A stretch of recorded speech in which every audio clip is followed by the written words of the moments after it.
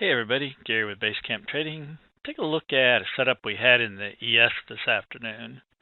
The ES early in the morning was pretty bearish, but then on the open you had this big push down, but then you left this really big bottoming tail. And on top of that, the body of this bar was all buying, so big bullish hammer bar right here. Next bar open right here, pushed down a little bit, and then it was also all buying. The body of it was also all buying. Finished right up here.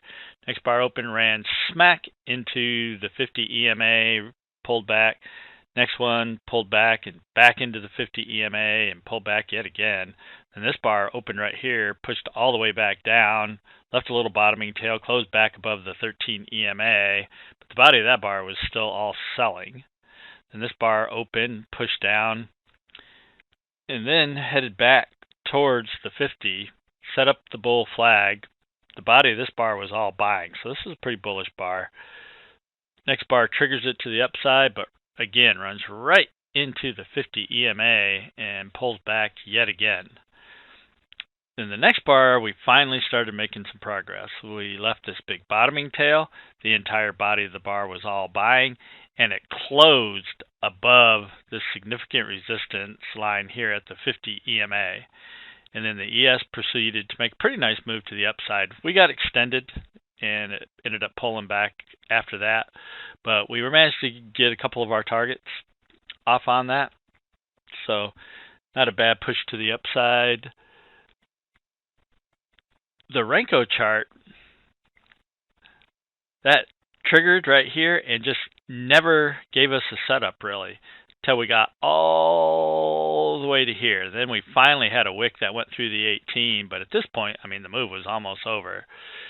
Had a wick touching the 18 right there, could have traded, but for the most part, this didn't pull down and even touch the 18. So we really just didn't get any Renko entries or any Renko opportunities. Now you can jump in there chasing, but that's always a little iffy. We don't want to chase a market that's either extended or moving. But fortunately, we did get a setup off the 5-minute chart.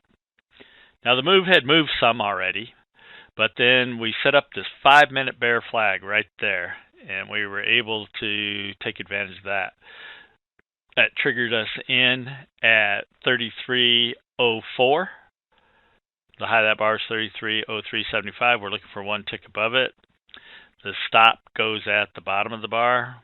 And the low of the bar was 3,350 even. So a little more than $150 risk. But our initial target was up at 33.27 3/4. We hit that. Our next target was 33.34. Didn't quite get there. Missed it by a tick. Got as high as 33.75. Didn't quite hit 34. But plenty of push off of the initial entry because, again, that put us in at 33.04. And like I said, our initial target was 27 or 33.27 3/4. So, a nice 23-point move in the ES, a little more than $1,000 per contract, depending on how you're trading it. I actually took my position off just under 27 3/4. I took it off at 27 1/4. Wanted to make sure I get filled, and then ended up pushing a little higher, and then made a pretty good pullback. You can see actually pulled back quite a bit, right, especially into the close. But if you miss an entry, then you can still look at some other charts. We can either look at a 2-minute chart, see if we can catch a bull flag, or in this particular case, we had one gave us an opportunity to participate in the move off of a 5-minute bull flag. And sometimes that happens, especially on the Renko charts. Sometimes when these kick in, these charts just take off. And like I said, never really gave you a decent entry opportunity till way deep into the move. But again, if you can't catch it on the Renko chart, and we don't necessarily want to take the actual 30-minute signal itself because our stops are too large, we can look at a 2-minute chart or a 5-minute chart, see if we can catch an entry, a low-risk entry on that. Again, this risk was a little more than $150, but the payoff ended up being more than $1,000. So nice risk reward. Again, opportunity to participate in the move. Didn't catch the initial move right off the beginning, but it did allow us to get in and catch a big portion of the move. So again, if you miss an entry, look at one of the other charts and see if you can find something on one of the other charts.